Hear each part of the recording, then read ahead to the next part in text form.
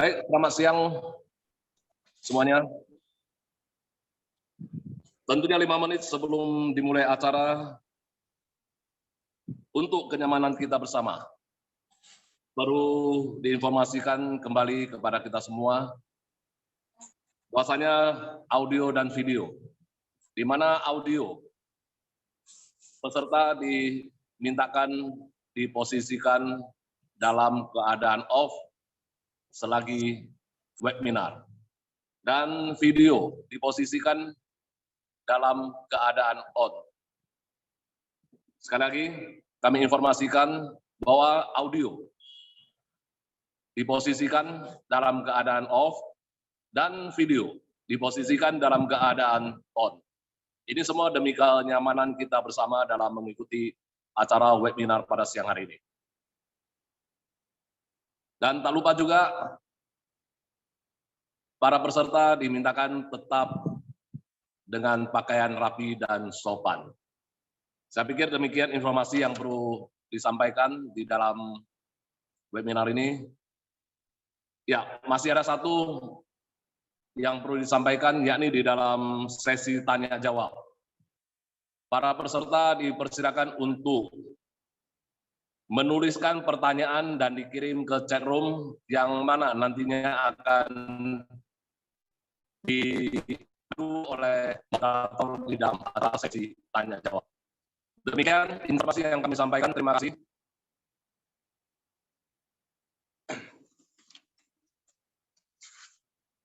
Assalamualaikum warahmatullahi wabarakatuh. Shalom, salam sejahtera, Om Swastiastu, Namo Buddhaya, salam kebajikan, salam rahayu. Selamat datang dan selamat berjumpa kembali di webinar Parakin, yang mana pada siang hari ini akan mengambil satu tema, di mana tema tersebut akan memaparkan, akan mengusung di mana kita semua mungkin pada waktu yang lalu kita hanya mengetahui bakcang. Apa itu bakcang? Apakah itu sembahyang?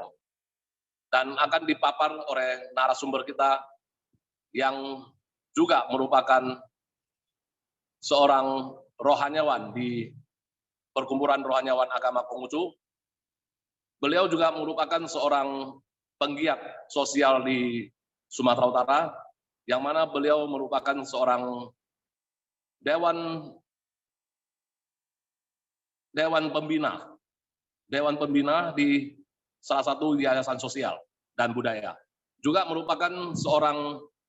Beliau juga merupakan dewan pengawas, ketua dewan pengawas di DPP Forum Kebinekaan Indonesia Bersatu. Beliau adalah Syekh Insinyur Johan Ajwan yang akan memaparkan tema pada hari ini yang diambil tema Tuan Yang, Peicun, atau sembahyang pacang. Mana yang lebih tepat?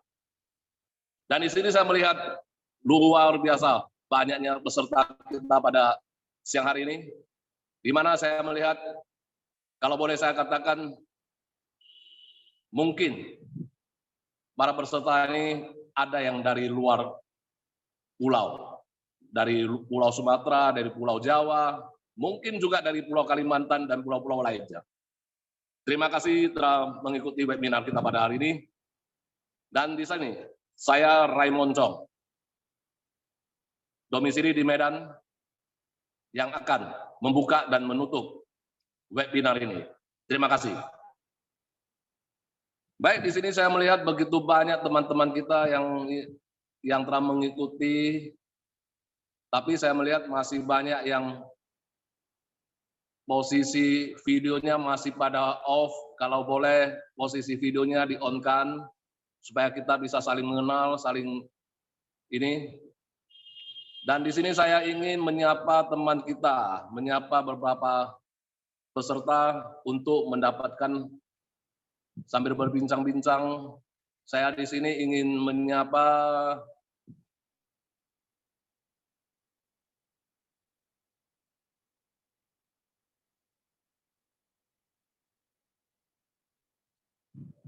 Junarto, Wensu Junarto. Selamat siang, Wensu Junarto. Wensu Junarto, selamat siang.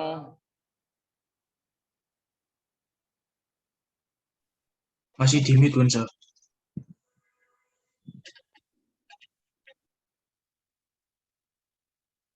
Mungkin Wensu Junarto lagi ini ya. Baik, saya coba ke yang lain lagi. Yang mungkin. Selamat siang dengan Pak Hasim Karna. Siang. Gimana? Selamat siang.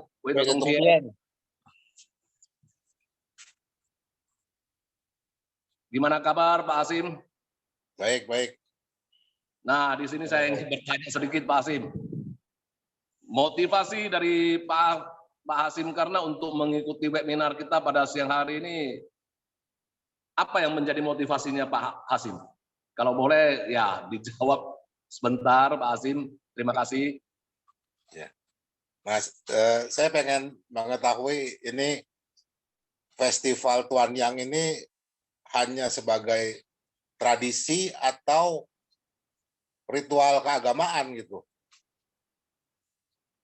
Selama ini kan kita tahunya kan sembahyang bacang lah, ya, pesta, ya. Hanya tahunya perahu naga, ya.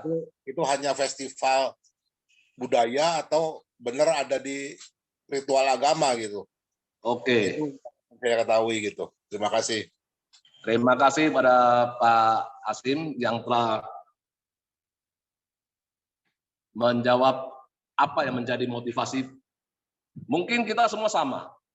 Para peserta juga pada siang hari juga sama dengan Pak Hasim yang mana ingin mengetahui lebih lanjut apa itu sembahyang bacang. Baik, sebelum kita memulai webinar kita pada siang hari ini, terlebih dahulu kita naikkan doa ke hadirat Tien. Kita mohon kepada Tien agar webinar kita pada siang hari ini boleh berjalan dengan lancar. Dan apa yang akan disampaikan oleh narasumber bermanfaat bagi kita semua. Baik, doa akan dipimpin oleh rohaniawan kita, Jausen Andigo. Waktu dan tempat kami persilakan. Terima kasih, Jausen Raymond. Salam sejahtera bagi kita semua. Salam kebajikan, hanya kebajikan Tuhan berkenan. Wei Tak Tong Tien. Marilah kita berdoa sesuai dengan agama dan kepercayaan kita masing-masing. Sebelum webinar ini dimulai, izinkan saya membawakan doa dalam agama Konghucu. Huang Tian Sangti, Yin Yan Liang Wo, Yi He Chong Wang, Jing Shen Huan Fa, Jing Xie Tian En, Sancai. Kehadirat Tien, Tuhan yang Maha Besar, di tempat yang maha tinggi, dengan bimbingan Cesen Kongce dan para senming, dipermuliakanlah. Puji syukur kehadirat Huang Tien, Tuhan yang Maha Esa, telah memperkenankan kita semua berhimpun bersama dalam Zoom webinar siang hari ini yang diselenggarakan oleh para kin. Kiranya dalam bimbingan Cesen Kongce dan para senming boleh memberikan manfaat bagi kita semua dan melancarkan acara ini sampai selesai. Kami pun berdoa kepada Huang Tien, berkenan memberkati kita semua bangsa Indonesia dalam keadaan damai sejahtera, aman sentosa. Demikianlah doa ini kami panjatkan dalam ketulusan hati yang mendalam. Kami yakin hanya dalam perbuatan kebajikan Tuhan memberkati. Zhongzhe Chengzhen, Sengling Pauhu, Maha Besar Tien Kali Semesta Alam senantiasa melindungi kebajikan. Huang Yi Sangti, Wei Tian Yute, Huang Yi Sangti, Wei Tian Yute, Sancai. Demikianlah doa pembuka webinar ini. Waktu saya kembalikan kepada MC. Baik, terima kasih kepada Jausen Andi yang telah membawakan doa pada siang hari ini. Baik, selanjutnya kita akan memasuki acara pokok, yakni webinar kita pada siang hari ini, yang mana webinar pada hari ini akan dipandu oleh seorang moderator, yang mana beliau merupakan mahasiswi semester pertama Stikin, juga merupakan penggiat agama Konghucu, dan aktivis juga simpatisan dari Perkumpulan Rohaniawan Agama Konghucu Indonesia. Beliau adalah Taucin Dewi Larasbumi. Mari kita sambut Taucin Dewi Larasbumi sebagai moderator pada siang hari ini. Tempat dan waktu kami persilakan. Terima kasih. Terima kasih, Kiausang Raymond. Sambutan yang sungguh luar biasa. Aduh. Assalamualaikum warahmatullahi wabarakatuh. Salam sejahtera bagi kita semua. Namo Buddhaya, Om Swastiastu, Rahayu, Rahayu, Rahayu, dan hanya kebajikan Tian berkenan. Weite Tung Tian. Selamat siang hadirin Bapak Ibu yang sudah bergabung pada siang hari ini. Apa kabar Bapak Ibu sekalian? Ya, semoga selalu Tuhan melimpahkan kesehatan dan kebahagiaan bagi kita semua, Sancai. Selamat datang di acara webinar Perkumpulan Rohaniawan Konghucu Indonesia, Parakin, dan bahagia sekali saya Dewi Larasbumi masih menemani Bapak Ibu sekalian di siang hari ini. Dan tentunya pada siang hari ini kita akan membahas seperti yang tadi Kiausang Raymond katakan, kita akan membahas tentang sembahyang Tuan yang biasa kita dengar dengan sembahyang bacang, ada juga yang masyarakat yang menyebutnya dengan sembahyang paicun atau pehcun. Jadi masyarakat Indonesia itu begitu kreatifnya membuat nama-nama itu yang dijadikan itu sebagai tradisi dari semenjak saya kecil pun seperti itu. Nah, yang paling membawa penasaran juga sebagian orang itu merayakan dengan sebuah festival besar, festival perahu yang diadakan di Sungai Besar, gitu ya. Ini juga patut kita akan kupas bersama sih ya.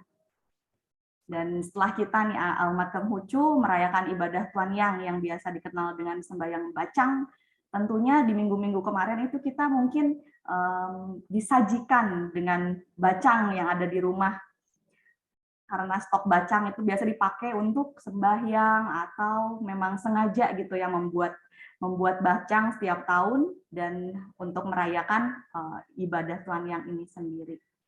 Dan siang hari ini kita akan kembali belajar bersama mengenal catatan-catatan sejarah di balik ibadah Tuan Yang ini dan mengapa sih sebagian masyarakat mengenalnya dengan sembahyang bacang, pehcun, festival perahu, dan sebagainya. Yang pasti saya tidak akan sendiri, saya akan ditemani oleh seorang narasumber yang akan berbagi bersama kita di sini. Beliau adalah Ketua Parakin Provinsi Sumatera Utara, yaitu Bapak Syese Insinyur Johan Ajuan. Saya akan menyapa sejenak Syese Johan Ajuan, Weite Tung Tian, Syese Ajuan. Jen Yuta Tocin Dewi, Sehat-sehat ya, Syese. sehat selalu. Baik. Syese Johan, begitu lama ya sejak saya kecil, saya merasakan ibadah Tuan Yang itu memang sebagai perayaan bagi saya. Khususnya saya pribadi ya Syese, karena ya memang setiap tahun menanti-nanti gitu. Yang saya tahu bukan ibadahnya tapi sembahyang bacang gitu, dan bacang itu menjadi sebuah hal yang istimewa bagi kami sekeluarga, karena ya waktu zaman saya kecil tuh bacang yang isinya daging itu kayak sesuatu yang istimewa gitu Syese. Nah sekarang setelah saya belajar mengenal lebih dekat, saya juga jadi semakin lebih ingin tahu tentang sembahyang Tuan Yang ini sendiri, Syese. Jadi Syese Ajuan kali ini udah siap ya Syese ya? Iya, ya mudah-mudahan Tocin Dewi. Ya, berbagi bersama ya. Jangan pelit-pelit ya, semuanya dikeluarin pelan-pelan, kita akan mencerna dan menulisnya. Ya, siap, siap. Baik, hadirin juga Bapak Ibu sekalian, bisa menyampaikan pertanyaan nanti mungkin di sepanjang Syese Ajuan menyampaikan atau memaparkan materinya, mungkin bisa disampaikan pertanyaan, boleh di kolom chat dengan format pertanyaan nama _ pertanyaan. Dan nanti saya juga akan membuka pertanyaan langsung kepada narasumber, dan Bapak Ibu hadirin sekalian juga bisa menyampaikannya langsung. Namun setelah kami memberikan aba-aba begitu ya Bapak Ibu, supaya tidak hektik. Baiklah, tidak perlu berlama-lama lagi, marilah kita siapkan hati, kita buka pikiran dan kesadaran kita untuk belajar dan berbagi bersama siang hari ini. Dan kepada Bapak Insinyur Syese Johan Ajuan, kami silahkan.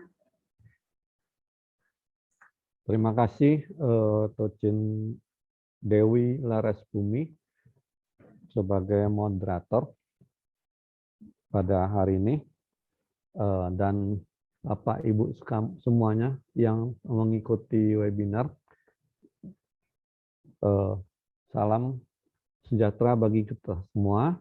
Assalamualaikum, Om Swastiastu, Namo Buddhaya, salam kebajikan, Wito Tong Tien, dan salam rahayu. Jadi pada hari ini kita akan membahas tentang hari sembahyang Tuan Yang atau Tuan U. Ya, mungkin Tocin Jovi bisa membantu share screen. Baik, Pak Su. Terima kasih. Ya, bagaimana minggu lalu, tanggal 3 Juni tepatnya, itu kita telah melaksanakan upacara sembahyang Tuan Yang atau Tuan U. Nah, kita sering melihat masyarakat lebih terkesan dengan bacangnya yang rasanya tentu enak karena hanya setahun sekali bisa merasakannya. Ya, tetapi zaman sekarang juga ada dijual selain di luar hari-hari Tuan Yang ini.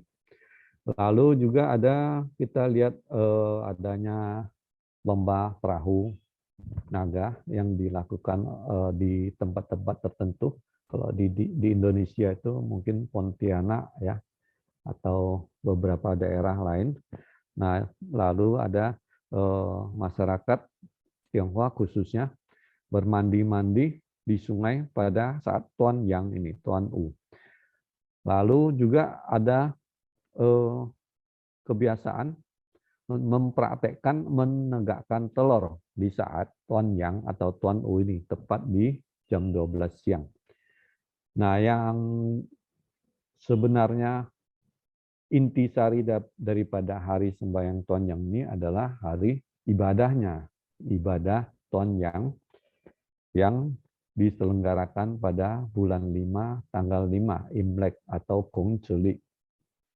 Sejak kapan itu upacara sembahyang Tuan Yang ataupun kebiasaan mandi di sungai ataupun adanya lomba perahu di sungai pada saat Tuan Yang ini ataupun adanya makanan bacang nih, sejak kapan dimulai? Ada juga yang mengkaitkan dengan seorang tokoh yang bernama Chien. Nah, mari kita ikuti. Saya telah men-search atau mengadakan studi beberapa artikel. Ternyata ada hal-hal yang di luar atau yang belum diungkap oleh narasi-narasi yang sering kita dengar selama ini. Ya, narasi yang mengaitkan hari sembahyang Tuan Yang ini sebagai hari budaya Pecun, hari budaya Bacang, ataupun memperingati wafatnya Chien. Nah, baiklah kita kita langsung saja masuk ke materinya. Silakan slide kedua berikutnya. Jovi. Ya, pada 3 Juni minggu lalu ya kita sudah lakukan sembahyang Tuan Yang atau Tuan U. Namun sebagian masyarakat itu lebih mengenalnya dengan sebutan sembahyang bacang, sembahyang pecun, ya. Tepatnya itu adalah di bulan 5 penanggalan Imlek tanggal 5, Gogoi Cego, Kong Celi. Ya. Jadi sebenarnya itu adalah hari sembahyang musim panas di dalam keyakinan umat Konghucu atau disebut dengan sembahyang Yue. Sembahyang Yue itu adalah sembahyang kepada Huang Qian, Tuhan Yang Maha Esa, di mana pada saat itu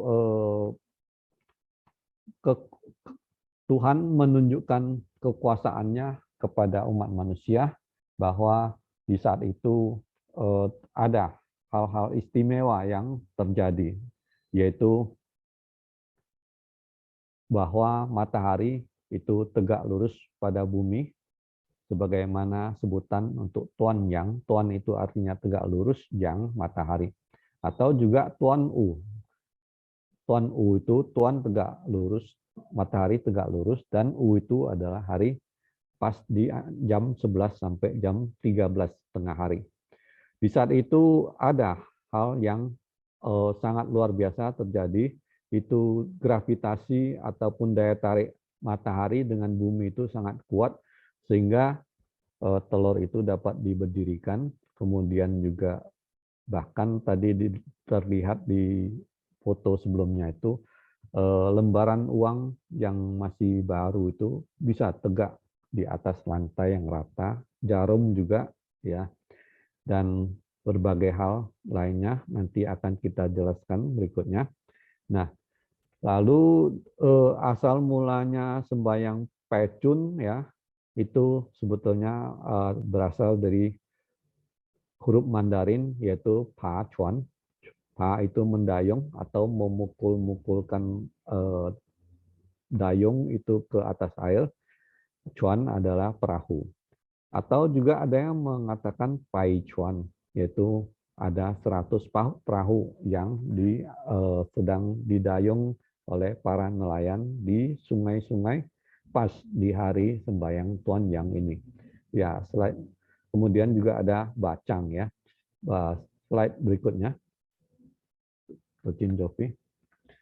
Nah, ternyata itu tercatat di kitab dokumentasi, yaitu salah satu kitab suci agama Konghucu, suci ya, bahwa di situ tertulis di zaman Yao dan Sun. Yao dan Sun itu kurun waktunya adalah 2357 tahun sebelum Masehi. Ya. Jadi masa pemerintahan Raja Suci, Yao dan Sun, di mana pada periode itu rakyat yang diperintah itu mengalami masa kejayaan atau keemasan yang sangat baik.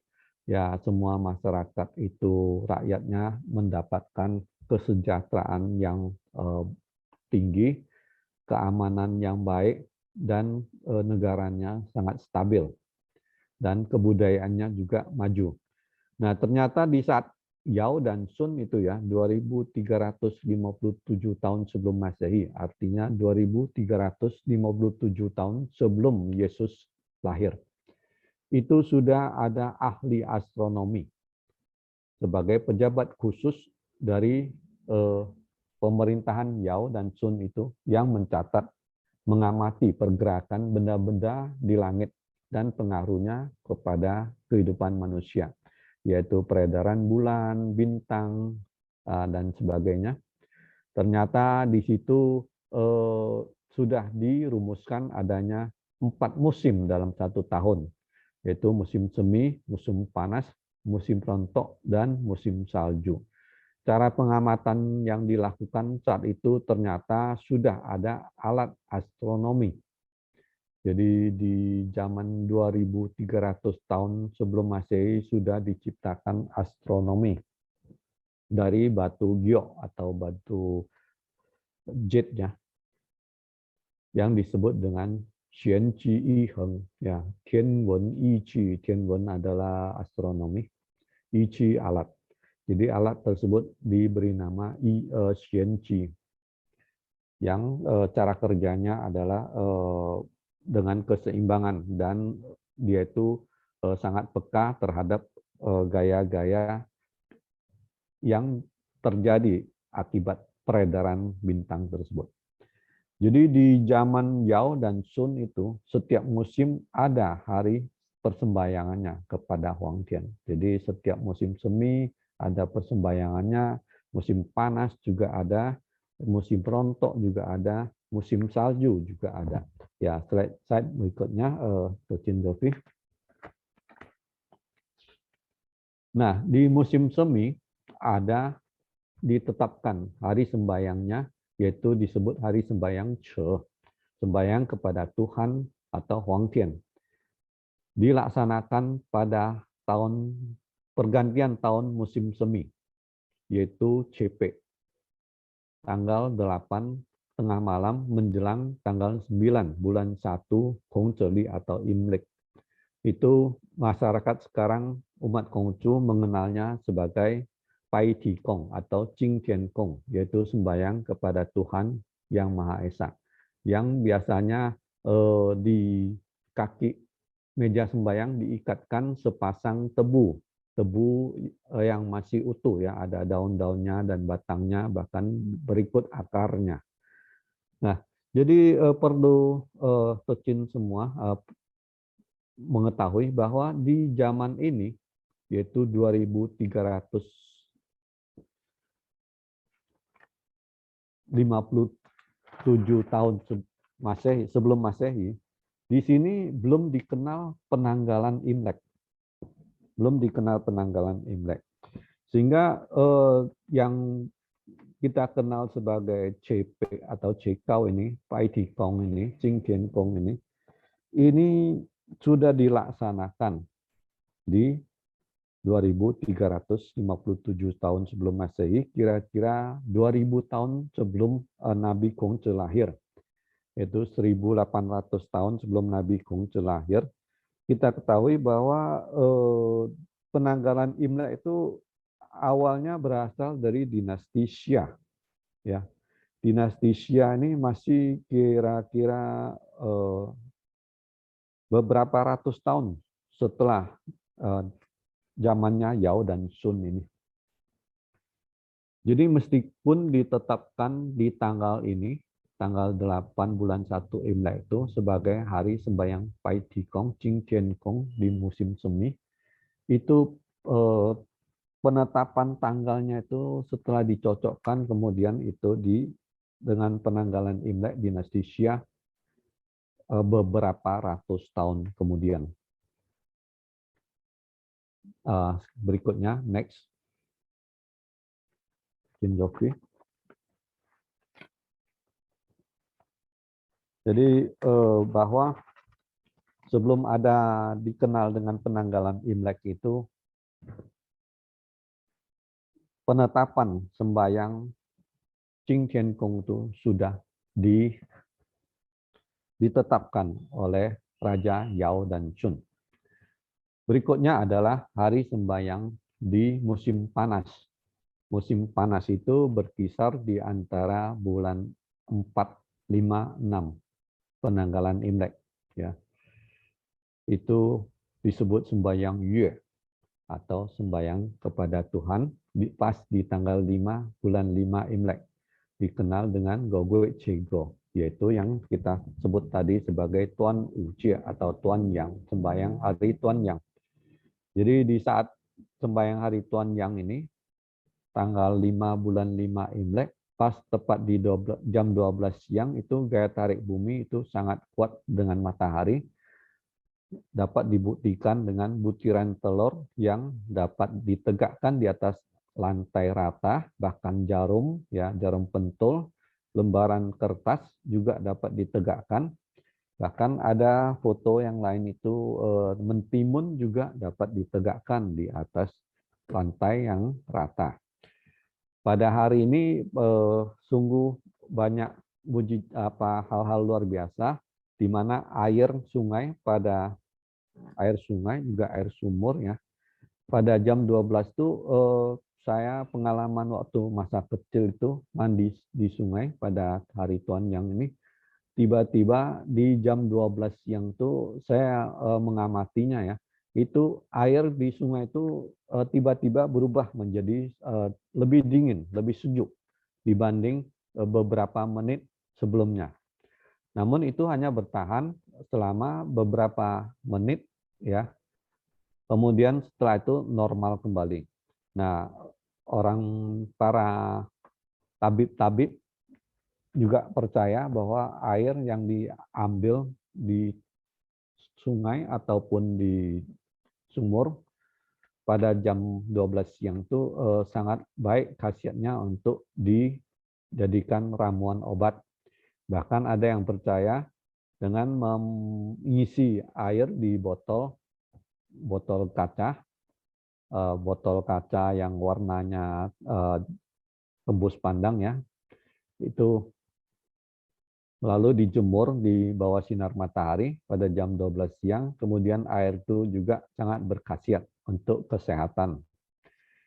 Dan banyak hal yang lainnya yang menurut pengamalan orang-orang zaman dahulu itu mempunyai mujizat yang luar biasa di hari ini. Ini menunjukkan kebesaran daripada Tuhan kepada makhluk yang ciptaannya. Maka di hari sembahyang Jia ini, pas di musim panas ini, umat Konghucu melakukan sembahyang kepada Tian. Lalu slide berikutnya, yaitu sembahyang di musim gugur. Disebut sembahyang Chang, itu adalah sembahyang di pas hari Cap Gome.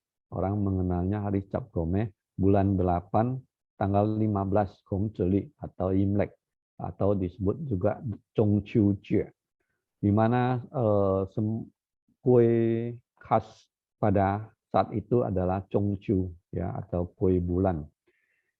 Sembahyang yang dilakukan adalah untuk mengucapkan syukur atas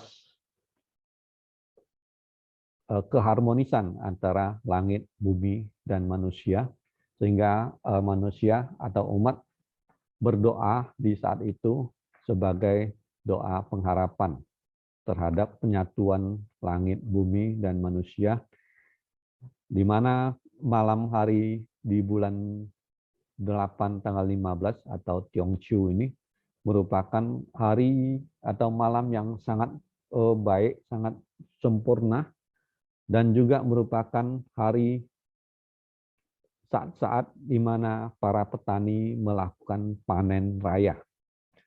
Maka saat sembahyang Chang ini juga dimanfaatkan untuk berterima kasih kepada malaikat bumi, Pute Chengsen. Lalu yang keempat adalah hari sembahyang Cheng di musim dingin. Next. Di musim dingin itu ditetapkan juga hari sembahyang Cheng, ya, yaitu pada tanggal 22 Desember. Umat mengenalnya sebagai hari sembahyang Wedang Ronde. Ini adalah saat di mana matahari berada di titik balik lintang selatan menuju utara. Jadi di bagian kutub utara atau lintang utara, sebelah belahan utara bumi itu merupakan puncak daripada musim dingin. Saat ini juga tanggal 22 Desember, di mana di saat Nabi Kongce lahir, beliau itu mulai melakukan pengembaraan di usia 55 tahun selama 13 tahun ke berbagai negara. Pas di hari Tangce ini, tanggal 22 Desember. Juga merupakan hari wafatnya Rasul Mengce.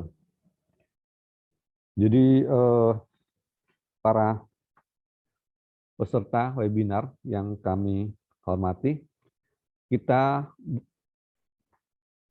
setelah melihat bahwa di sini hari sembahyang 4 musim ini, salah satunya adalah hari sembahyang Tuan Yang atau Tuan U. Sekarang kita kenal, masyarakat umum memanggilnya sembahyang bacang, sembahyang pecun, ya. Itu sudah ada 2.300 tahun sebelum Masehi. Bila ditambah dengan sekarang itu udah 4.000-an tahun. Sementara kalau dikaitkan dengan hari lahirnya Qian itu dia lahir di sekitar abad ketiga, ya, abad ketiga sebelum Masehi, di tahun 340 sebelum Masehi. Jadi kalau ada yang mengkaitkan bahwa ada narasi yang mengatakan bahwa Qian setelah Qian baru dikenal hari sembahyang Tuan Yang, ini tidak tepat. Ya, demikian untuk sementara informasi yang saya sampaikan. Waktu saya kembalikan ke moderator Tocin Dewi, silakan. Ya, Sese Johan Ajuan, terima kasih. Ini menarik sekali ya. Ada nama apa? Tadi Sese bilang ada siapa Sese yang meninggal? Qian, ya. Qian. Oh, betul. Nanti saya malah mungkin kita juga di sini agak-agak penasaran ya siapa sih Qian itu. Tapi sementara ini saya akan merangkumkan sedikit catatan kecil dari apa yang sudah Sese Johan paparkan. Sembahyang Tuan Yang ini sendiri adalah Tuan Yang artinya matahari tegak lurus pada bumi, dan ini dibuktikan dengan tradisi masyarakat ya Sese ya, yang mendirikan telur-telur dan barang-barang lainnya itu. Dan tadi yang menarik yang saya ingin simpulkan itu ternyata sembahyang Tuan Yang itu adalah salah satu sembahyang dari 15 sembahyang yang ada di agama Konghucu ya, Sese. Ya, benar. Ada empat sembahyang menurut musim, diantaranya itu adalah sembahyang musim semi atau Qing Tian Gong, yang salah satunya itu adalah menyajikan batang tebu yang masih utuh. Kemudian tadi sembahyang musim panas yang dilaksanakan pada Gogwe Cego, yaitu ya sembahyang bacang itu sendiri, ya menampilkan, menyajikan bacang. Lalu kemudian yang ketiga adalah sembahyang di musim gugur, yang kita kenal biasanya dengan sembahyang Chungqiu. Dan biasanya sesajiannya itu adalah kue bulan ya, Sese. Nah, ini sembahyang ini adalah sembahyang untuk ucapan syukur dan sebagai doa pengharapan. Dan di sini juga para petani yang tadi Sese bilang itu menuai hasil panennya ya, Sese ya. Ya, benar, ya. Dan salah satunya adalah bersyukur juga kepada Dewa Bumi atau Futa Chensen. Kemudian yang keempat adalah sembahyang musim dingin atau yang kita kenal dengan sembahyang Tangce. Dan sesajiannya biasanya kita menyajikan ronde pada saat sembahyang. Dan satu yang saya baru tahu ini ternyata di sembahyang musim dingin ini juga hari yang sama wafatnya Guru Mengce ya, Sese. Ya, benar, ya. Menarik sih, dan saya jadi ingin menanyakan lagi siapa Qian sebenarnya, lalu saya juga ingin tahu tentang sejarah munculnya perahu. Jadi Sese bisa babarkan nanti ya, Sese ya, atau mungkin ada pertanyaan dulu dari chat. Saya tidak akan membuka dulu pertanyaan langsung, tapi bila ada, kalau tidak ada, saya akan langsung menanyakan kepada Sese Ajuan.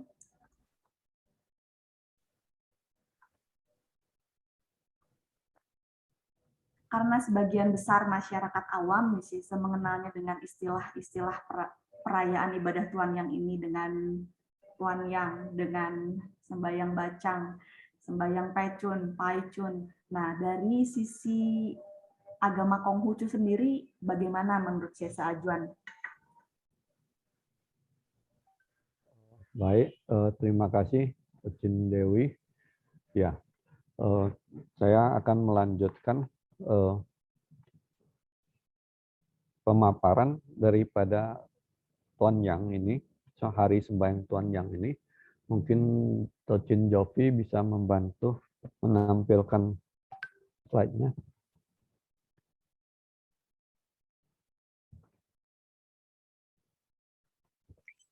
Slide ke berapa, Aksu? Slide ke-8. 8.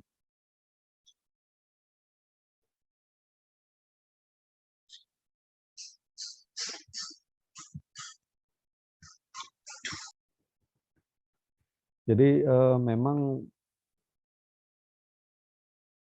pada umumnya teman-teman tuh lebih terkesan dengan bacangnya, dengan perahunya, karena di situ terjadi keramaian-keramaian. Dan sementara ibadahnya itu sering tidak menjadi perhatian, sebab umumnya ibadah itu dilakukan masing-masing keluarga, ya, di rumah masing-masing. Hanya pada beberapa lembaga agama ataupun tempat ibadah terkadang bila didukung oleh pendanaan yang cukup, mereka akan melakukan sembahyang yang secara terbuka, acara ibadah terbuka. Ya, seperti kita lihat nanti di slide ini. Apakah Cin Jovi? Permisi Aksu, ini laptopnya Jovi nge-freeze. Oh ya, Jovi izin keluar sebentar Aksu ya. baik, ya. Jadi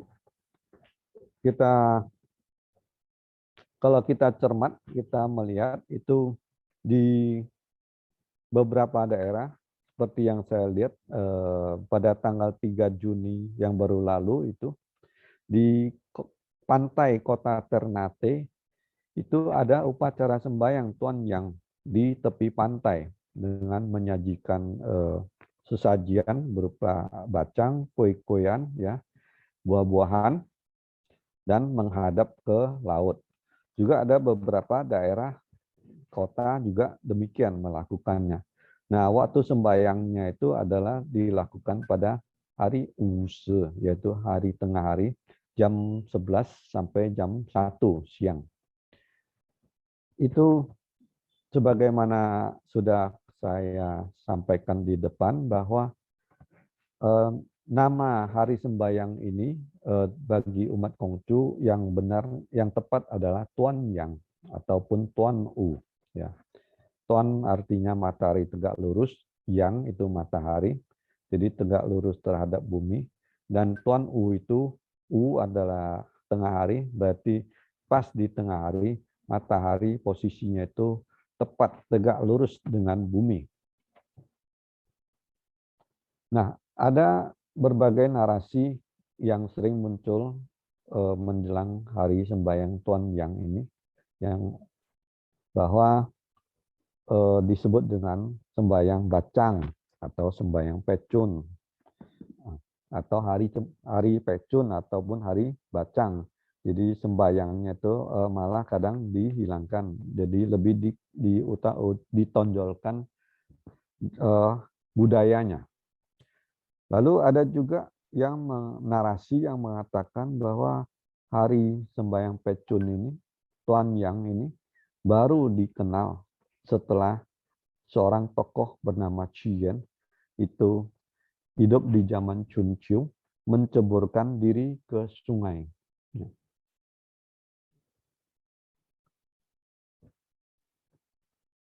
Mungkin ini ada gangguan penayangan slide-nya. Bapak, saya bacakan dulu, saya sampaikan dulu. Nah, apakah benar itu istilah-istilah sembahyang bacang, sembahyang pecun, ataupun hari untuk memperingati wafatnya Chien, itu kaitannya dengan hari sembahyang Tuan Yang? Mari kita telusuri fakta sejarahnya ya. Tadi saya di depan sudah menyebutkan bahwa di tanggal 5 bulan 5 Imlek ini merupakan hari sembahyang Tuan Yang atau Tuan U. Itu sejarahnya sudah mulai sejak zaman dinasti Yao, ya, zaman Raja Yao dan Sun di tahun 2357 sebelum Masehi. Ya. Itu sudah ditetapkan sebagai hari sembahyang kepada Tuhan. Nah, sementara Qi Yan ya seorang tokoh yang hidup di zaman Chan Kuo, ya, zaman peperangan antar negara itu di kisaran tahun 475 sebelum Masehi sampai 221 tahun sebelum Masehi. Saat itu di daratan Tiongkok ada 7 negara yang saling berperang, yaitu Qin, Qi, Chu, Yuan, Han, Chao, Wei. Ada 7 negara yang saling berperang. Nah, di negeri Chu, ya, waktu itu diperintah oleh Raja Chu Huaiwang memiliki seorang menteri yang bernama Qi Yan. Qi Yan ini sendiri hidupnya lahir di tahun 340 sebelum Masehi dan wafat di tahun 278 sebelum Masehi. Jadi Qi Yan ini selisih waktu dengan awal ditetapkan hari sembahyang Ye atau hari sembahyang Tuan Yang ini, hari sembahyang di musim panas, di selisihnya 2000 tahun. Qi Yan ini seorang menteri yang setia dari negeri Chu, ya. Karena waktu itu negeri tetangga Chu yang bernama negeri Qin itu sangat kuat dan dari segi militernya, sehingga dia itu sering mengadakan serangan-serangan kepada negara-negara lain yang 6 itu. Maka Qi Yan sebagai menteri negeri Chu berinisiatif untuk melakukan penyatuan dari 6 negeri agar mereka itu bisa bersatu melawan negeri Qin untuk menghalau negeri Qin melakukan hegemoni. Lalu tentu negeri Qin merasa terganggu atas ulahnya Qi Yan, ya, atas ulahnya Qi Yan, dia merasa terganggu. Maka Raja Qin pun melakukan beberapa tindakan spionase, ya, dengan mengirim mata-mata ke negeri Chu dan menyebarkan gosip-gosip untuk menjatuhkan nama baik daripada Qi Yan. Ternyata berhasil. Ya, Coach Erna kalau bisa di-share-kan screen-nya.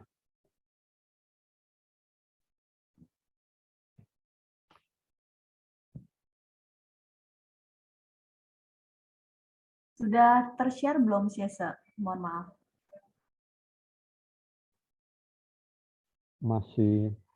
Masih belum. Ini minta password ini.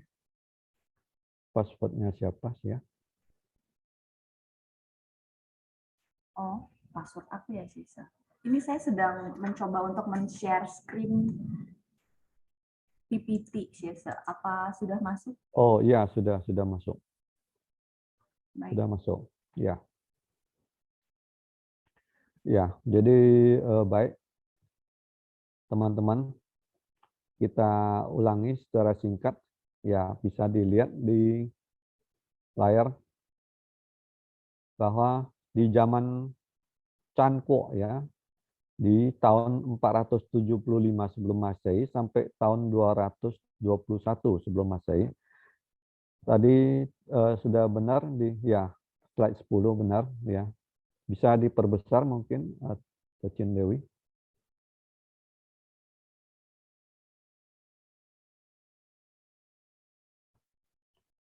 Saat itu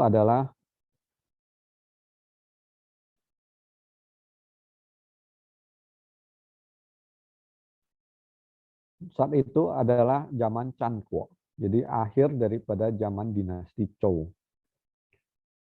Ada 7 negara bagian, 7 negeri yang sedang sering berperang memperebutkan wilayah, yaitu Qin, Qi, Chu, Yuan, Han, Chao, Wei.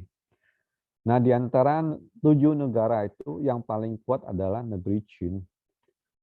Lalu ada sebuah negeri Chu diperintah oleh Raja Chu Huaiwang, memiliki seorang menteri yang bernama Qian. Qian ini sangat setia. Qian ini demi untuk menghalau hegemoninya negara Qin. Lalu dia berkeliling ke 6 negara lainnya, membujuk mereka agar bersatu melawan negeri Qin yang suka menyerang itu. Nah, negeri Qin tentu mereka melakukan siasat untuk mencerai-beraikan 6 negara yang bersatu itu. Orang yang paling diincar oleh negeri Qin tentu adalah Qian, karena Qian yang mengkoordinasi penyatuan itu. Lalu negeri Qin mengirim mata-mata ke negeri Chu agar terjadi perpecahan antara Qian dengan rajanya. Ternyata berhasil. Qian itu digosipkan sebagai koruptor dan sebagainya, ya. Lalu Raja Chu Huaiwang tidak percaya dengan Qian lagi, dan Qian itu dipecat, diberhentikan dari posisi menteri. Nah, tidak berapa lama Raja Chu Huaiwang itu sendiri juga termakan taktiknya daripada negeri Qin. Chu Huaiwang diundang ke negeri Qin karena Chu Huaiwang tidak punya penasehat yang setia lagi, maka dia itu terjebak menghadiri undangan daripada negeri Qin. Sampai di negeri Qin, Chu Huaiwang ditawan dan dipenjarakan, tidak dipulangkan lagi. Lalu negeri Chu sendiri karena tidak ada raja, maka diangkat raja baru dari anaknya Chu Huaiwang itu. Nah, ternyata anak Chu Huaiwang ini tidak punya niat sama sekali untuk mengadakan upaya diplomasi kepada negeri Qin agar memulangkan ayahnya itu, raja sebelumnya.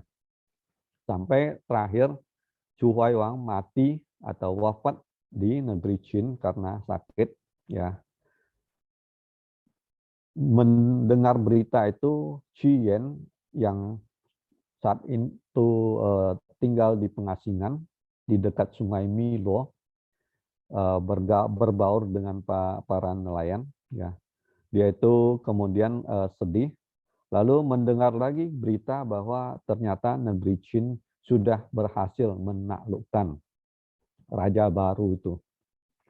Maka putus asalah Qian, dan pada saat Tuan Ucie, ya, pas di bulan 5 tanggal 5 itu, Qian pergi ke atas tebing, kemudian mengikatkan batu besar di pinggangnya, lalu dia lompat ke sungai, menceburkan diri.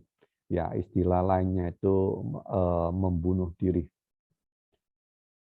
Rakyat, masyarakat, nelayan di sekitar sana mengetahui Qian sudah tenggelam di sungai itu, lalu berbondong-bondong dengan perahu ramai-ramai mencari jasadnya dan tidak berhasil.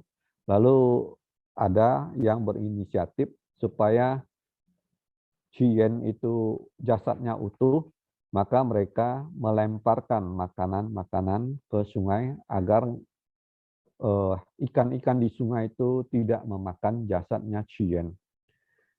Nah, hari berikutnya ternyata ada nelayan yang diberi mimpi oleh Qian. Qian mendatangi nelayan itu mengatakan bahwa nasi yang kalian buang ke sungai itu saya tidak menerimanya, saya tidak bisa memakan karena dimakan oleh hewan-hewan, ikan-ikan, udang, dan sebagainya. Lalu nelayan kembali berinisiatif memasukkan memasukkan makanan atau nasi ke dalam tabung bambu, dimasukkan ke tabung bambu, lalu dilemparkan ke sungai agar makanan itu bisa diterima oleh Cien. Lama-lama berkembang menjadi bentuk bacang yang kita kenal sekarang ini. Ada juga yang mengatakan, ada juga artikel yang mengatakan bahwa para nelayan itu untuk mengusir monster yang di air itu agar tidak mengganggu arwahnya Cien, mereka memukul-mukulkan pendayungnya itu ke atas air, permukaan air, supaya membuat keributan, mengusir monster air agar tidak mengganggu rohnya Cien. Maka sejak Cien ini wafat di Sungai Milo, itu mulai berkembang tradisi bacang. Tradisi bacang.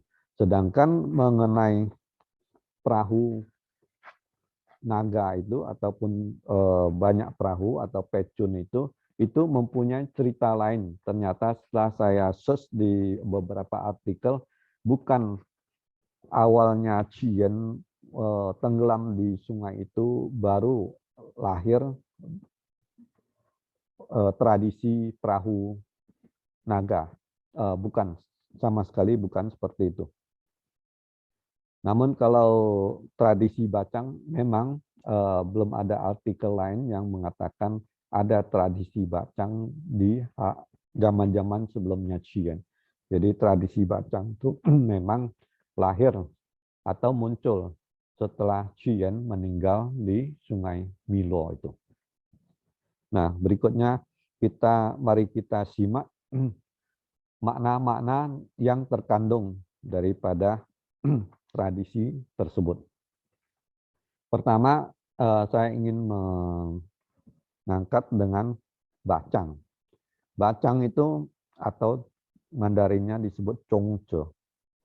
Itu ternyata memiliki makna yang sangat dalam yang harus kita perhatikan, bahwa cara membuat bacang itu ternyata membutuhkan proses yang yang cukup panjang, yaitu mulai menyiapkan beras pulut itu, ya, beras ketan, kemudian direndam dalam waktu yang cukup lama, lalu dikeringkan, kemudian digoreng, ya, kemudian penyiapan daun bambunya juga harus yang lebar, ya. Lalu daun bambu sendiri harus direndam dan digosok agar bulu-bulu bambunya itu hilang, ya. Kemudian memasaknya sampai berjam-jam. Jadi ini menjelaskan bahwa kita hidup ini adalah berproses. Tidak ada hal yang terjadi begitu kita ingin, begitu kita mau, kita pikirkan langsung jadi instan begitu, tidak ada. Jadi kita harus belajar dari makna bacang itu, hidup ini adalah berproses. Dan yang penting adalah kita harus tetap di jalur yang benar, ya, ikuti aturan-aturan yang benar. Jangan ingin ada niat yang instan, yang shortcut, yang memotong jalan. Sebab membuat bacang itu juga demikian. Kalau kita ingin shortcut, itu bacangnya nggak jadi nanti, ya. Kemudian bacang ini ada 4 sudut, ya. Kenapa tidak 3 sudut, tidak 5 sudut, 6 sudut atau 8 sudut? Ternyata hanya 4 sudut. Di antara 4 sudut itu ada 1 poros tengah di dalam intinya. Nah, poros itu dan 4 sudut itu sangat cocok dengan 5 kebajikan atau wuchang yang diajarkan di dalam agama Konghucu. Apa itu wuchang? Yaitu Jin Ji Le Ti Xin atau Ren Yi Li Zhe Xin. Ren itu adalah cinta kasih, itu berada di posisi poros atau inti, ya. I adalah kebenaran, di susila, ce bijaksana, shin dapat dipercaya. Jadi kita itu sebagai intinya sebagai seorang manusia yang umat Konghucu atau umat beragama, kita itu harus memiliki hati, ya. Inti itu hati kita yang selalu dipenuhi dengan cinta kasih. Nah, lalu manifestasi keluarnya atau di dalam tindak tanduk kita itu harus memiliki kebenaran.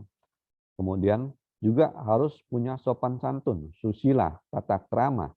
Di samping itu kita juga harus bijaksana.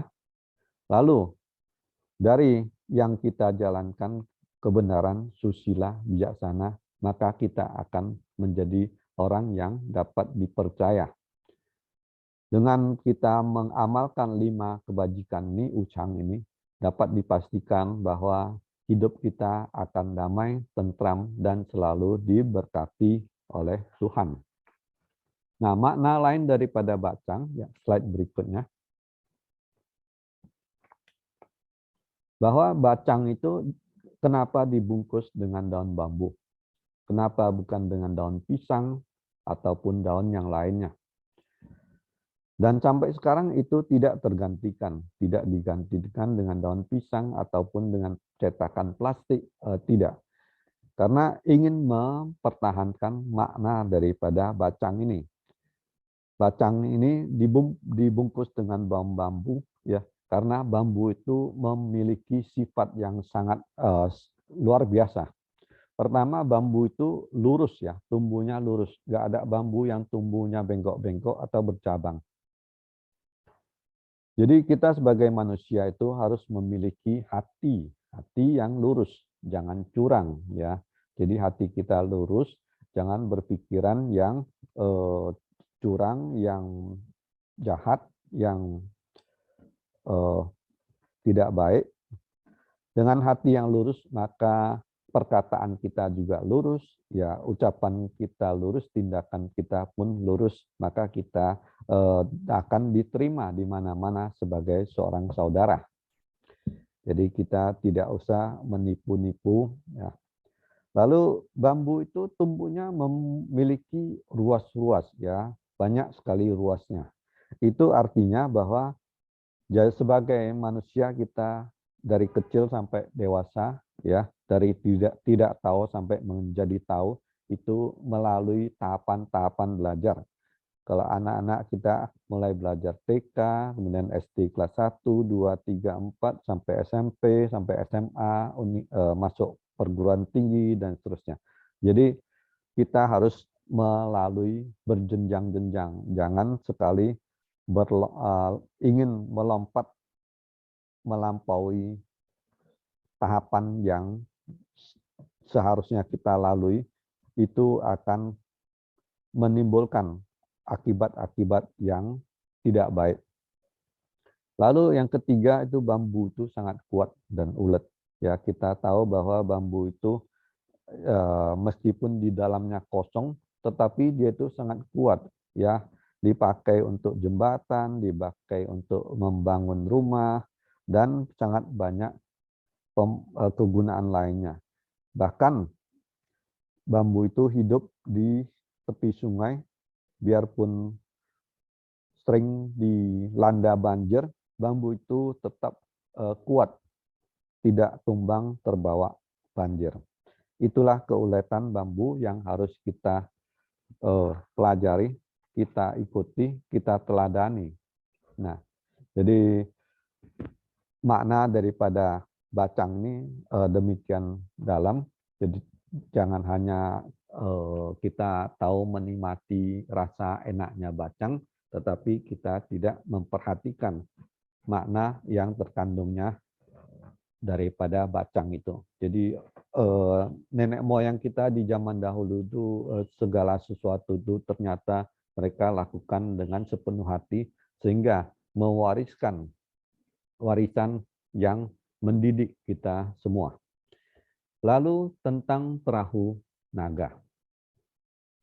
Perahu naga ini ternyata, ya, setelah saya lihat beberapa artikel, bahwa di tahun 559 sebelum Masehi, tadi Qiyuan itu di tahun 300-an, dan ini adalah sekitar 200 tahun sebelum Qiyuan itu ada seorang tokoh yang bernama Wu Zixi.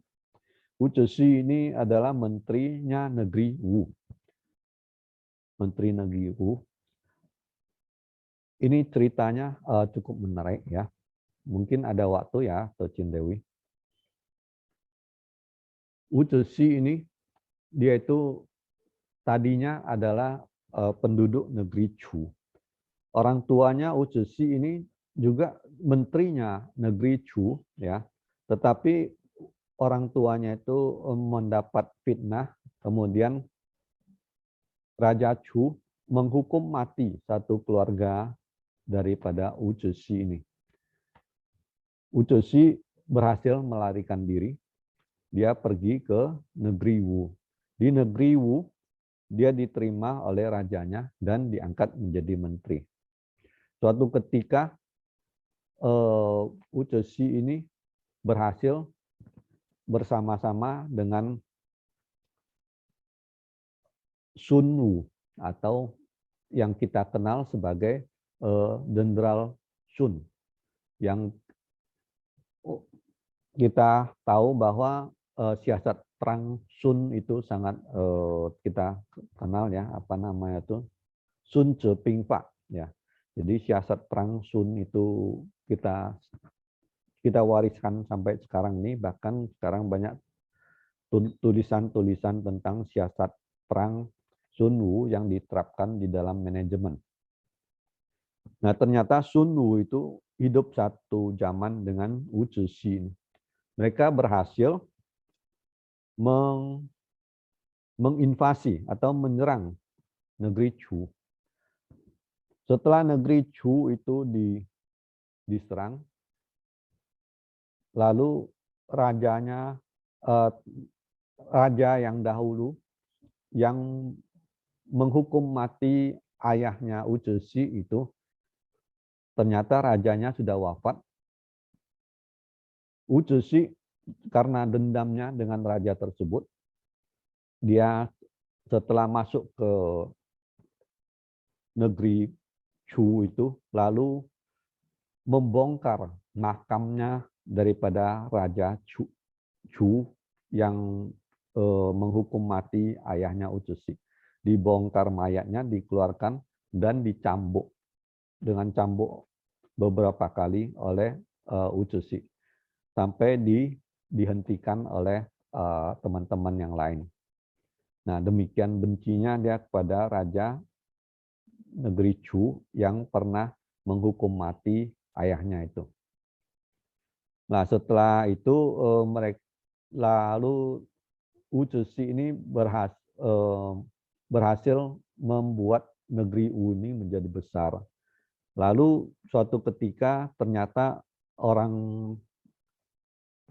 di kitab I Ching ya juga sering diajarkan kepada kita bahwa ketika kita sudah sampai pada puncak kejayaan kita harus hati-hati karena di saat itu kita akan mengalami saat-saat turun ke bawah. Nah, demikian juga dengan Wu Zixi itu.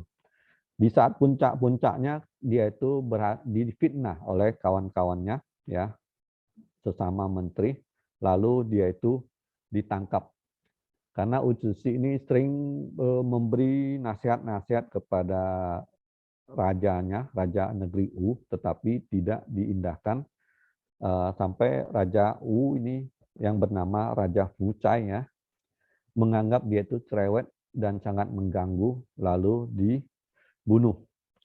Diberi sebilah pedang. Diberi sebilah pedang, diperintahkan untuk bunuh diri. Wu Zixi ini karena raja memerintahkan dia bunuh diri, dia tidak bisa melawan. Lalu dia akan membunuh diri. Tapi sebelum dia membunuh diri, dia mengatakan, saya punya permintaan, letakkan mata saya di pintu gerbang. Saya ingin melihat kejatuhan negeri Wu. Karena Raja Wu Cai, Raja Wu itu tidak mendengar nasihat-nasihatnya.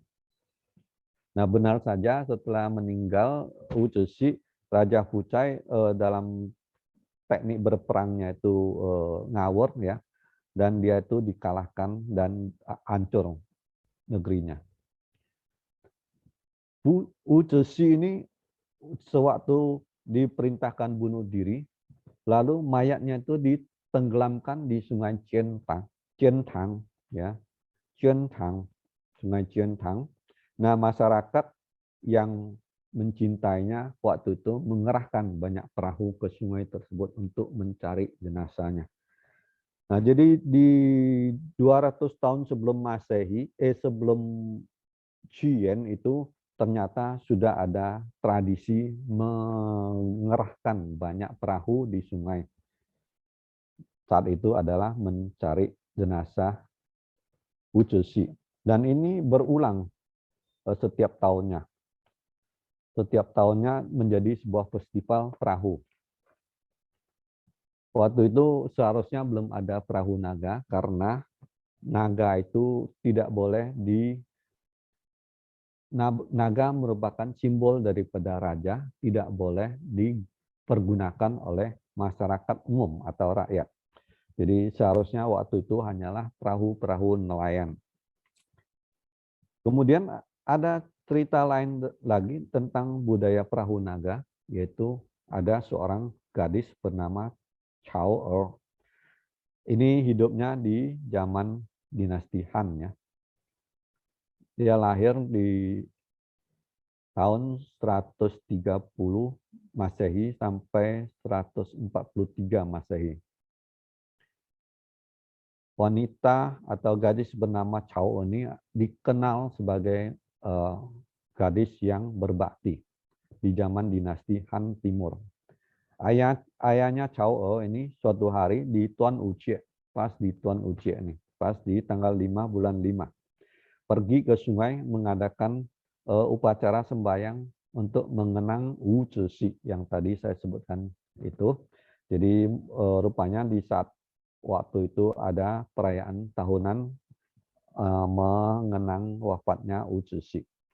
Nah, ayahnya Chao pergi ke sungai itu melakukan ritual, mengikuti ritual. Namun hilang di sungai. Chao saat itu berusia 14 tahun, menangis, mencari ayahnya, menyusuri sepanjang sungai. Tidak berhasil, sampai 17 hari mencarinya, mondar-mandir, cari ke sana, ke sini, ya dengan cemas, mungkin tidak makan, tidak minum ya.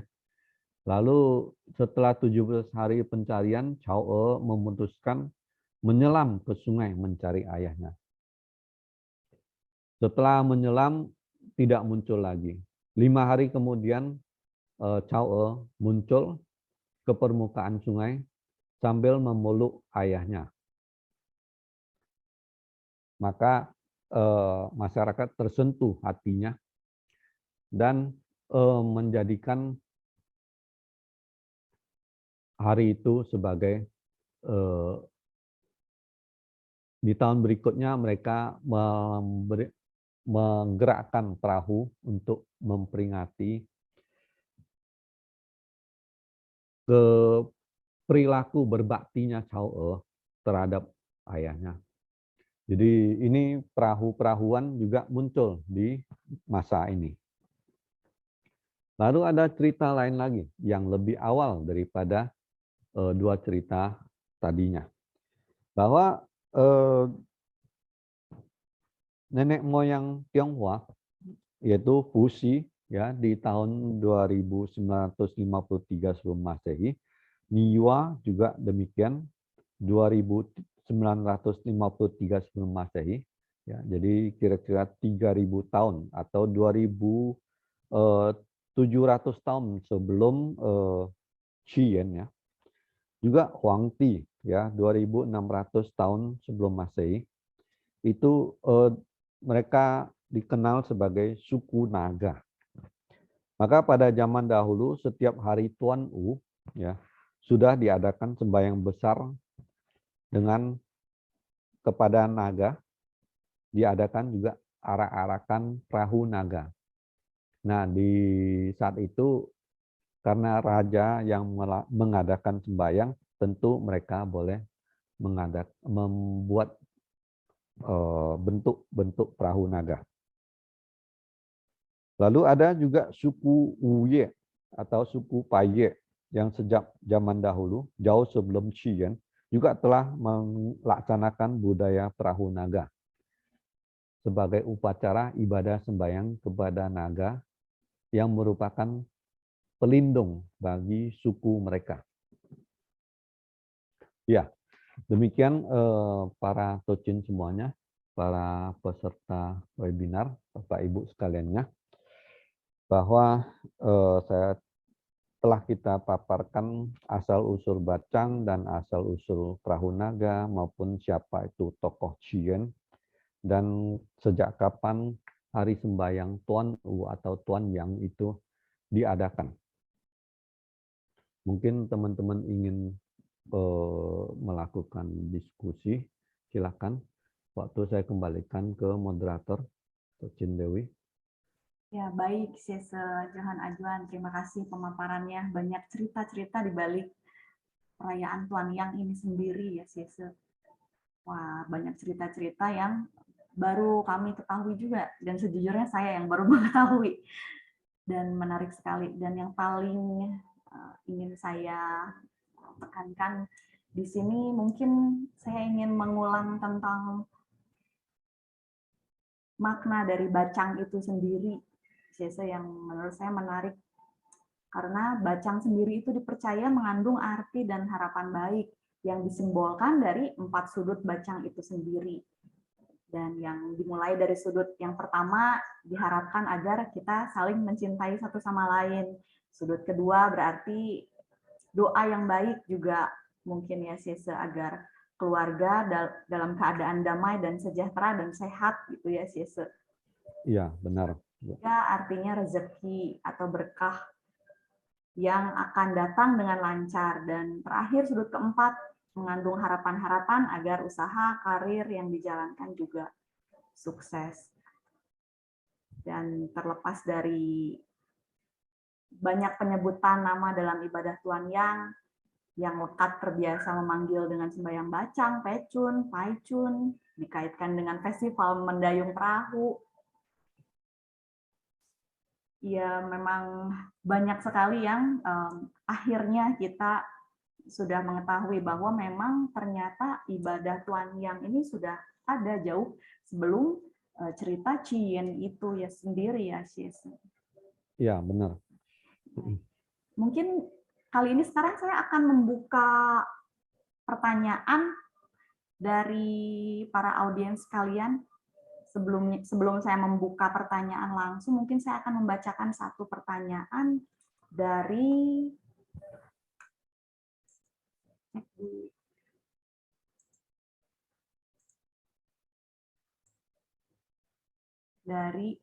Bapak Ahen. Nah, satu ini ada pertanyaan dari Bapak Ahen. Jadi selama ini yang beredar di masyarakat lebih mengutamakan peristiwa meninggalnya Qian. Padahal jauh sebelum Qian lahir, ibadah Tuan Yang malah sudah ada. Sembahyang Tuan Yang malah beliau memilih hari itu untuk terjun ke sungai. Jadi bagaimana ini pertanyaannya? Jadi selama yang beredar di masyarakat lebih mengutamakan peristiwa meninggalnya Qian. Padahal jauh sebelum Qian lahir sudah ada sembahyang Tuan Yang. Ya, betul sekali, Pak Ahen. Jadi pertanyaannya adalah apa ini Pak Ahen? Atau Pak Ahen hanya mengutip dari cerita tadi mungkin ya Pak Ahen? Baiklah. Dan ada satu lagi pertanyaan, Sis. Baik, saya pikir sebelum kita melanjutkan ke pertanyaan lainnya, Iya, betul. kita masuki sesi foto bersama. Gimana? Belum saya lupa lagi. Aduh, mohon maaf, siap-siap Sang Raymond. Baik, kepada para peserta semua, Bapak-bapak, Ibu-ibu, sebelum kita lanjutkan ke sesi pertanyaan, Di sini kami memintakan kita semua untuk videonya dalam keadaan on, videonya di-on-kan. Kita masuki sesi foto bersama. Sekali lagi kita mintakan kepada semuanya agar video di-on-kan dalam keadaan on supaya kita bisa masuki sesi foto bersama. Terima kasih.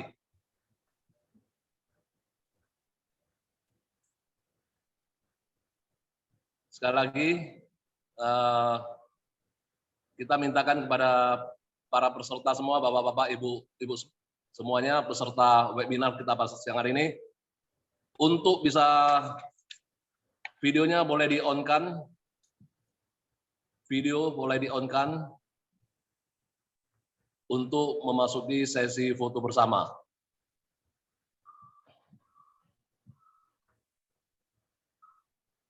Masih ada juga yang belum on videonya.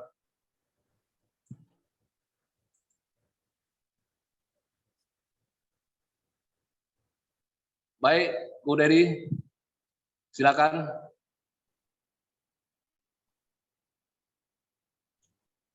Oke, sudah. Sudah siap ya? Oke, terima kasih semuanya atas kerjasamanya. Dan saya kembalikan kepada moderator untuk melanjutkan sesi tanya-jawab. Terima kasih. Baik, Chiao Sang, Raymond. Mohon maaf, memang tadi juga memang belum pertanyaan ya, Chiao Sang ya. Jadi saya agak-agak ini juga jadinya nggak enak nih. Mohon maaf sebelumnya. Dan mungkin ada pertanyaan langsung yang akan para audiens berikan. Sampaikan, boleh langsung raise hand saja. Bagaimana? Apakah ada yang sudah raise hand? Ada yang ingin bertanya atau bertanya di kolom chat? Boleh, disilahkan. Saya ingin bertanya kepada Sis Johan. Ya, silakan, Johnson. Silakan, Johnson. Saya sering melihat di media sosial, di waktu hari sembahyang Bacang, itu sering saya melihat ada ucapan selamat. Selamat hari Bacang, selamat ini, segala macam, pokoknya ada kata selamat. Apakah itu etis disebutkan sebagai ucapan selamat? Terima kasih, pertanyaan saya hanya itu. Terima kasih pada Sesi Johan Ajuan yang akan menjawabnya. Terima kasih. Terima kasih, Chiao Sang Raymond. Disilakan pada Sesi Johan Ajuan untuk menjawab. Baik, terima kasih. Pertanyaan yang sangat bagus, Chiao Sang Raymond. Ya, jadi memang saya juga melihat itu ada narasi seperti itu, bahwa di hari sembahyang Tuhan yang ini jangan menyebut sebagai selamat hari raya Tuhan yang, tetapi cukup dengan menyebut hari sembahyang Tuhan yang sehat dan aman. Ya, Tuan U Cie An Kang. Jadi hari sembahyang Tuhan yang atau Tuan U yang sehat dan aman, seperti itu. Karena mereka itu mengaitkan dengan bahwa hari sembahyang Tuhan yang itu pas di hari wafatnya Cien. Sehingga kalau orang namanya ada yang meninggal kok diselamati, jadi itu tidak etis, maka cukup menyebutnya sebagai Tuan Uci Ankang. Jangan Tuan Uci Khoile. Orang itu menyebutnya Tuan Uci Khoile. Jadi hari sembahyang Tuan U yang berbahagia katanya. Jadi itu tidak tepat, cukup dengan Tuan Uci Ankang. Ya, jadi memang kalau dikaitkan dengan hari wafatnya Cien itu juga tidak tepat. Juga itu 3 peristiwa wafatnya, tadi wafatnya U Cisi, juga wafatnya ayahnya Chao bersama Chao-nya juga. Jadi memang 3 peristiwa wafatnya tokoh-tokoh zaman dahulu pas di hari Cien, hari Tuan yang ini. Jadi memang tidak tepat disebut sebagai selamat berbahagia. Iya. Nah, Siesa, sebelumnya saya ingin bertanya, kalau memang waktu itu belum ada penanggalan Imlek, dari mana sih Siesa pada zaman dahulu aja udah ada 4 peristiwa atau perayaan penting di ibadah di 4 musim itu, Siesa? Itu mereka tuh orang dulu tuh ambilnya tuh dari mana ya, Siesa ya? Karena kan memang tidak, tadi menurut yang tadi saya dengar itu memang penanggalan Imlek itu belum ada, Siesa. Apakah dari Nabi Kumce? Tapi kan Nabi Kumce juga belum lahir pada saat itu. Jadi bagaimana, Siesa? Mohon pemahamannya. Iya, terima kasih. Bagus sekali, Percin Dewi. Jadi penanggalan itu zaman dahulu sudah ada, cuman bukan penanggalan sistem yang kita kenal sekarang. Jadi mereka itu memiliki penanggalan masing-masing. Misalnya kalau yang dinasti Xia itu penanggalannya yang kemudian direvisi oleh Nabi Kongzhe menjadi penanggalan Imlek yang kita kenal sekarang ini, makanya disebut sebagai Gongzheli. Jadi Gongzheli ini memiliki beberapa perbedaan dengan Xiali atau penanggalan yang dipakai oleh dinasti Xia. Kemudian di dinasti, kalau di zaman Yao dan Sun juga ada penanggalan, cuman namanya apa saya nggak tahu. Tetapi cara perhitungannya itu tidak setepat penanggalan Gongzheli yang sekarang ini. Karena penanggalan Gongzheli itu sudah direvisi sampai kepada penyesuaiannya dengan penanggalan Masehi. Jadi kalau tidak diadakan penyesuaian, mungkin seperti penanggalan Jawa atau penanggalan apa itu ya, itu dia akan setiap tahun akan berselisih, mundur terus gitu. Seperti penanggalan di Islam juga demikian, dia kan setiap tahun dia mundur beberapa minggu ya dengan penanggalan Masehi. Nah, kemudian di zaman dinasti Shang juga demikian, mereka menggunakan penanggalan dinasti Shang, dinasti Zhou juga menggunakan penanggalan dinasti Zhou. Baru di dinasti Han itu kembali menggunakan penanggalan dinasti Xia yang sudah direvisi oleh Nabi Kongzhe. Jadi penanggalan sudah ada juga di waktu itu, cuma bukan penanggalan Imlek. Seperti itu. Iya. Baik, Siesa, terima kasih. Mungkin ada pertanyaan selanjutnya dari para audiens, langsung boleh di raise hand, atau kalau malu-malu kalau malu-malu untuk menyampaikan langsung, boleh silakan di chat saja di kolom chat. Mumpung ada Siesa Johan Ajuan di sini, kalau ada yang masih ingin bertanya tentang ibadah Tuhan yang ini, atau di luar ini juga kalau disilahkan oleh Siesanya juga boleh, kalau itu Siesa yang mengizinkan.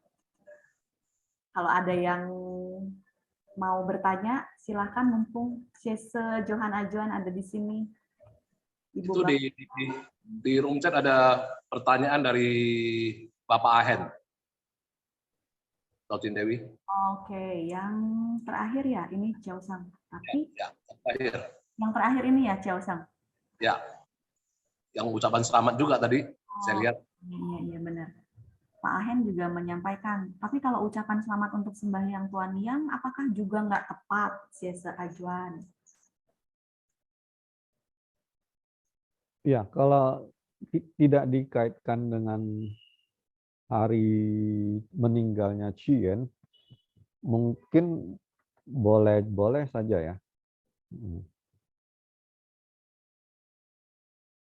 Namun masyarakat umum itu condong mengaitkannya dengan hari wafatnya Cien. Sebenarnya ini wafatnya Cien ini dijadikan ikon bagi hari sembahyang Tuan Yang ini juga tidak tepat menurut saya.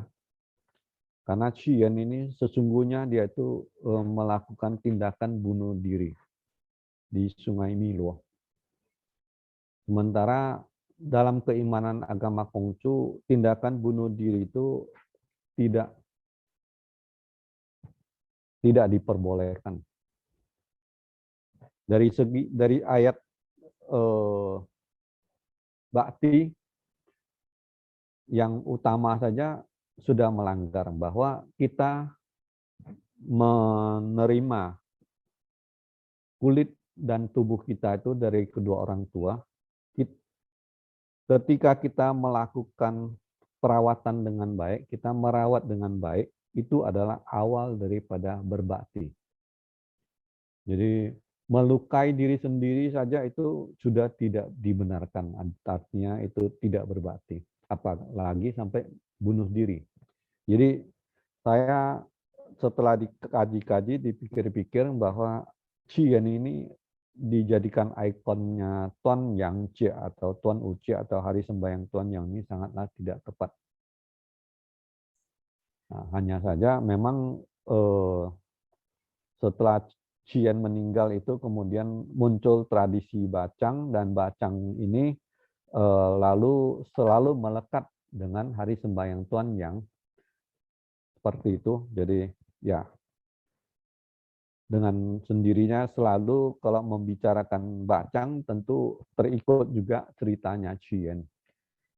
Namun harus kita akui bahwa tindakan Cian itu sebagai tindakan bunuh diri yang tidak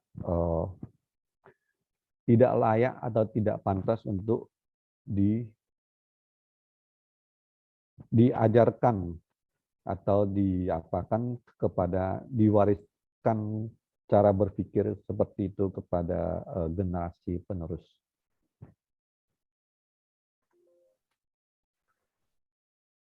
Dan tidak tepat gitu ya, rasanya untuk merayakan seseorang yang meninggal, menceburkan diri atau bunuh diri gitu ya, karena dalam agama Konghucu mencintai diri sendiri itu juga salah satu bakti kita terhadap orang tua, karena orang tua tadi kan memberikan kita badan, memberikan kita kulit dan sebagainya itu untuk kita sayangi gitu ya, Benar sekali, ya. Dan mungkin ada pertanyaan lagi dari teman-teman, dari para hadirin. Berapa lama lagi? Karena tadi kita mulai jam 14.30 sih. Jadi mungkin kalau misalnya dari hadirin Bapak Ibu semua yang akan ingin sekali menyampaikan pertanyaan, boleh kita kasih waktu sedikit karena tadi kita mulainya juga agak terlambat. Tapi kalau tidak, mungkin kita akan langsung ke closing statement gitu sih. Ini ada yang dari Pak Ahen ya. Iya. Mungkin lebih tepatnya mengucapkan selamat melaksanakan ibadah Tuan Yang. Mungkin lebih tepatnya mengucapkan selamat melaksanakan ibadah Tuan Yang. Silahkan, Sese. Apakah lebih tepat mengucapkan seperti itu, Sese? Ya, memang sebenarnya kita sesungguhnya memang melaksanakan ibadah Tuan Yang ya. Jadi bukan memperingati hari wafatnya Cian, sama sekali bukan. Iya. Dan juga bukannya merayakan hari Pecun, juga bukan merayakan hari makan bacang. Iya, betul. Nah, jadi yang dirayakan adalah hari ibadah Tuan Yang itu sendiri, Tuan Yang, yaitu eling, ingat akan kebesaran Tuhan kepada manusia, bahwa setiap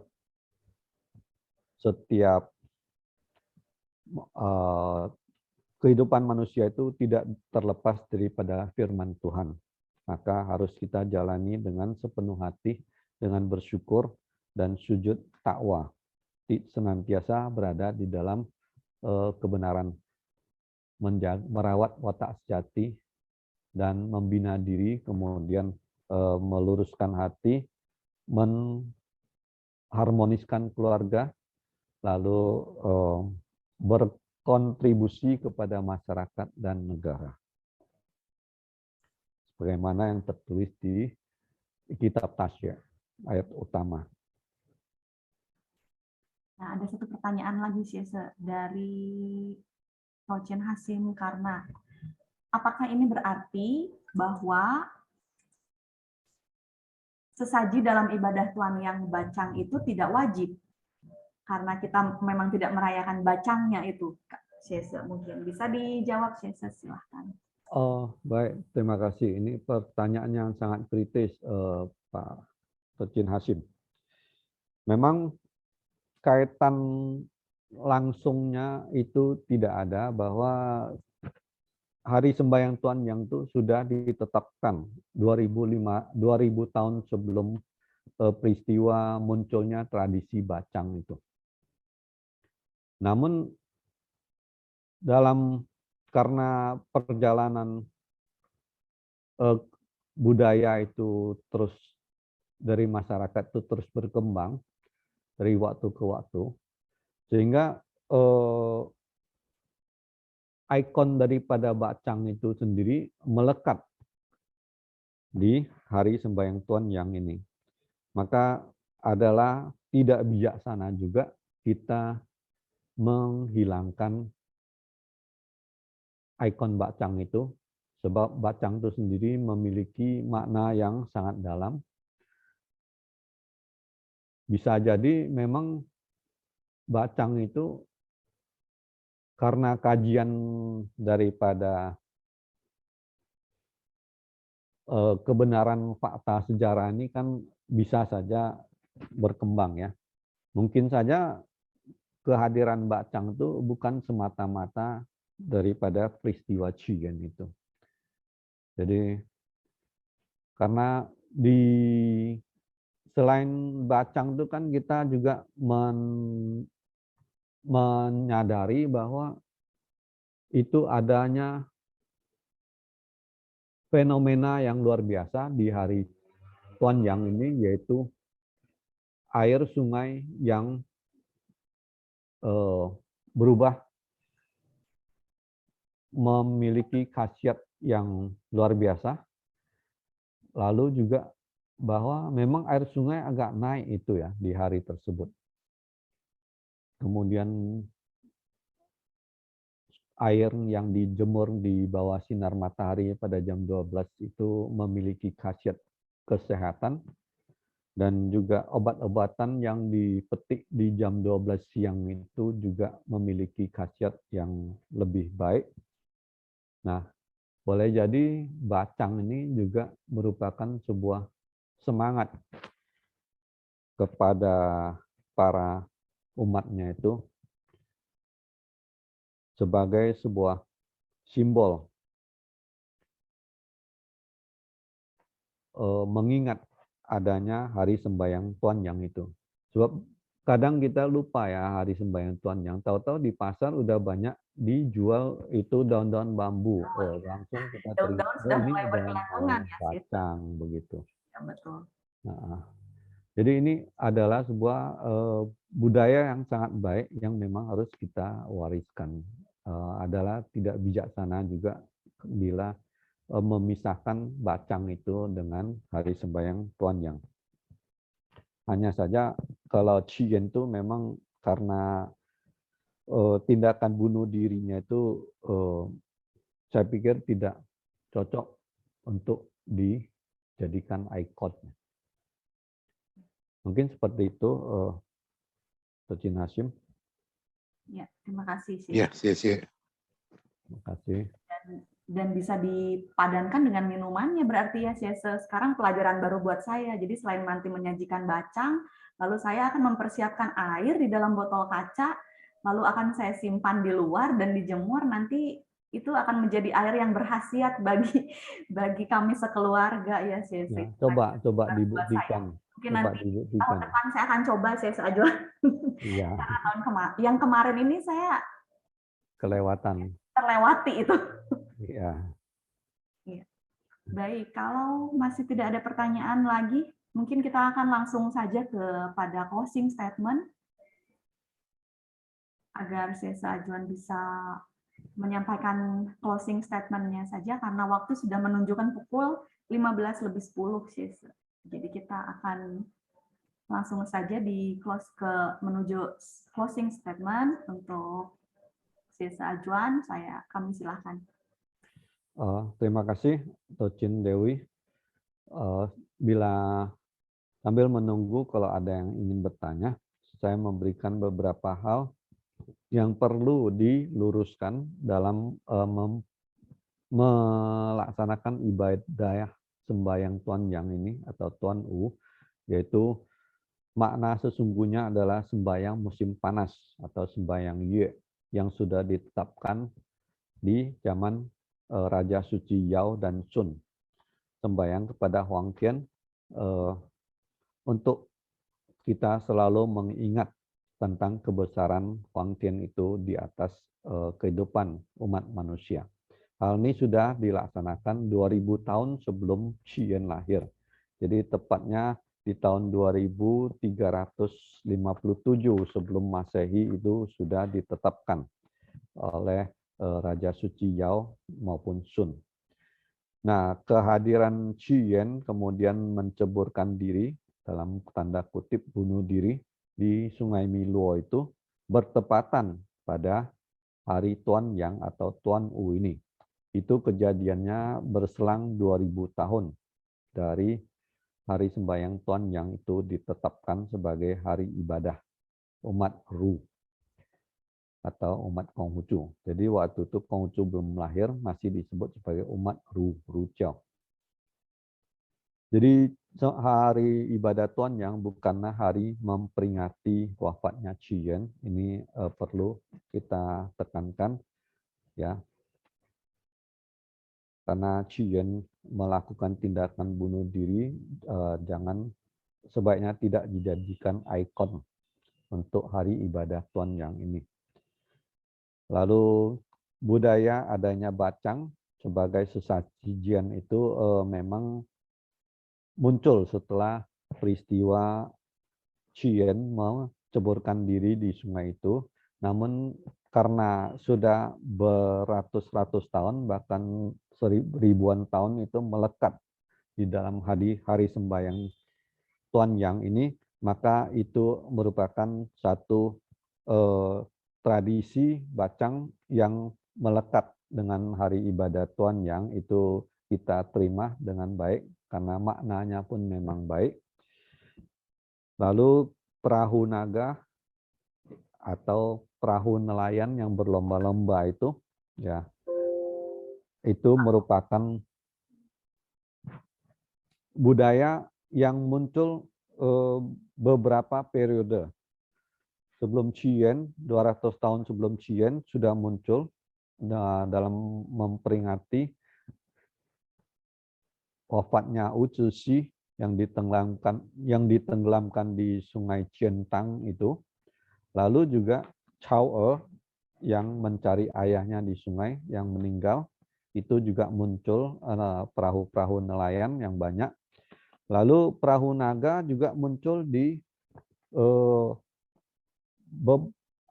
beberapa abad, bahkan jauh sebelumnya, di acara-acara ibadah menyembayangi atau menghormati naga di sungai oleh para keturunan Raja Fuxi, Huangti, maupun Niwa, juga suku Uye, juga demikian.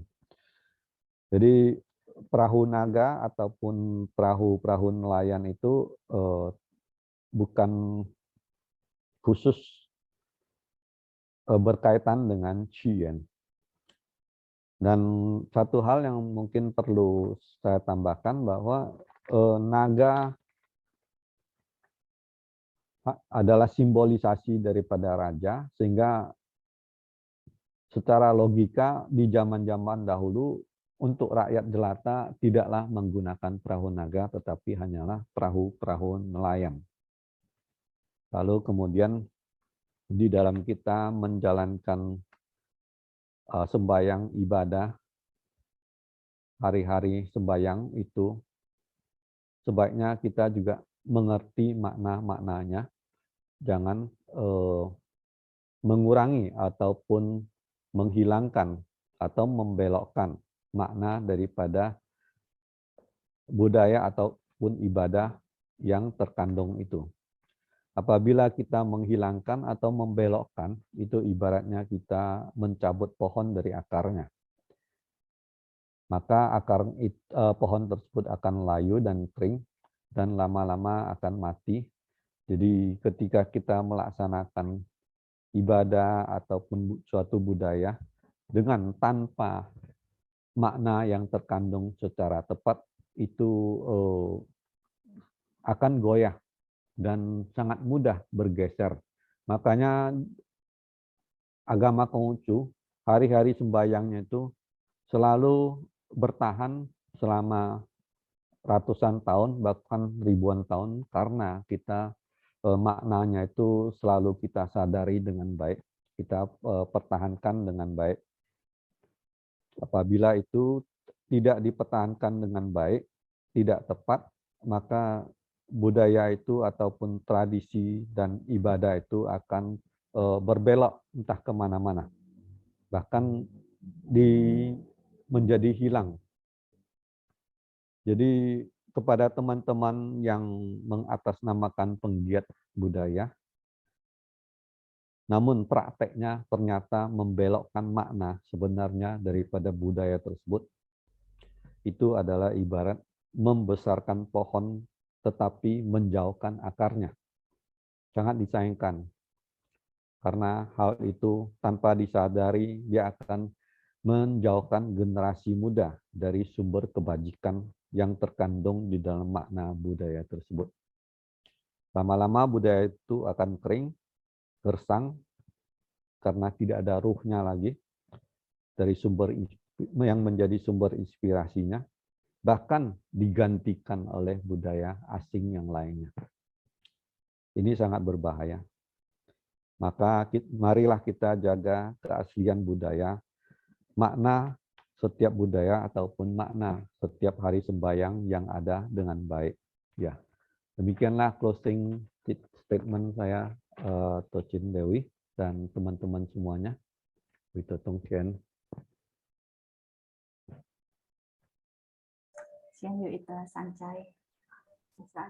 Jadi terlepas dari pro dan kontra penyebutan nama tentang ibadah Tuhan yang ini sendiri, bahkan dikaitkan dengan festival Mendayung Perahu, memang betul ada ceritanya, tapi jauh-jauh sebelum cerita-cerita yang tadi Syesa Ajwani paparkan, memang sembahyang Tuhan yang sudah dilaksanakan oleh dari zaman dulu di tahun 2300-an sebelum Masehi, ya Syesa.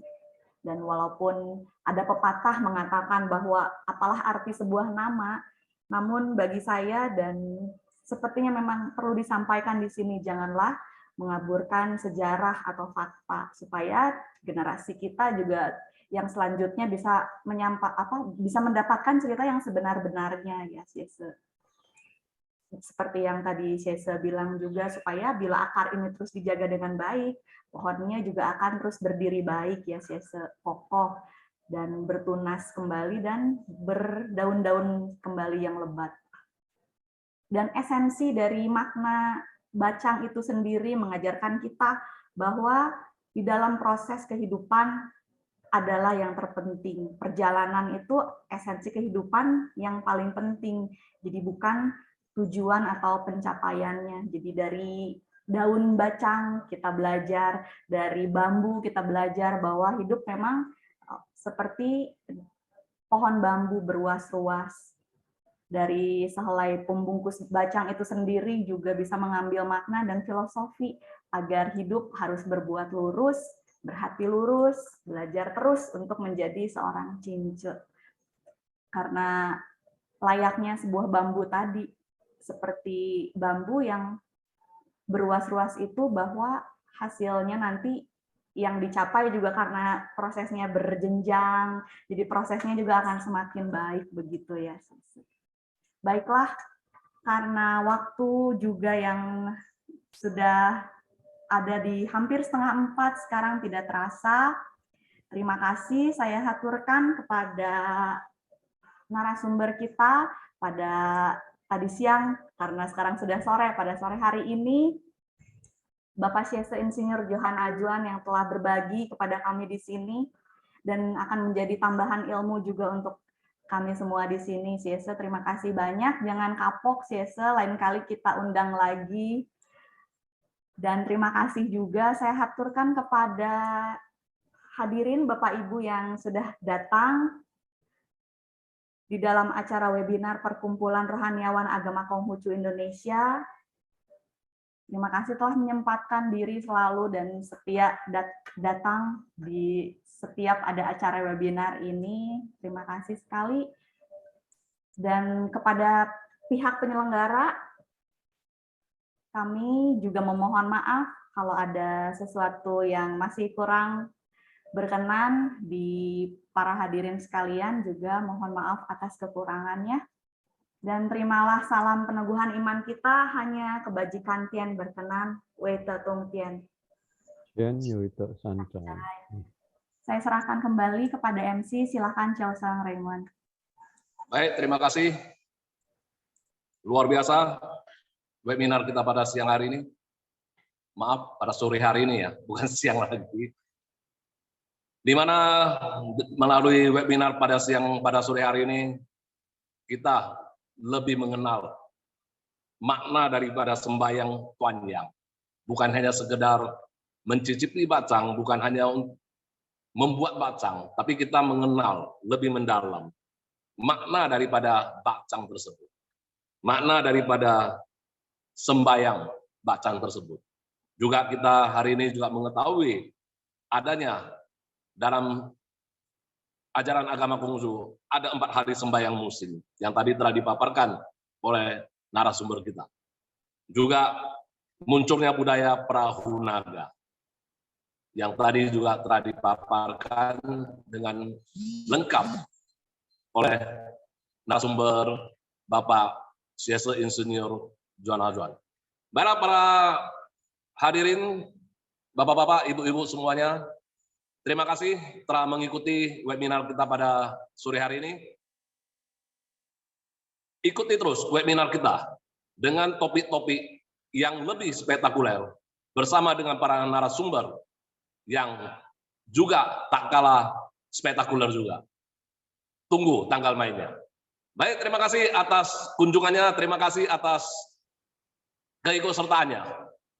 Terimalah salam kebajikan kembali. Wei-Te Tung Tian, sampai jumpa di lain kesempatan. Terima kasih. Sampai jumpa.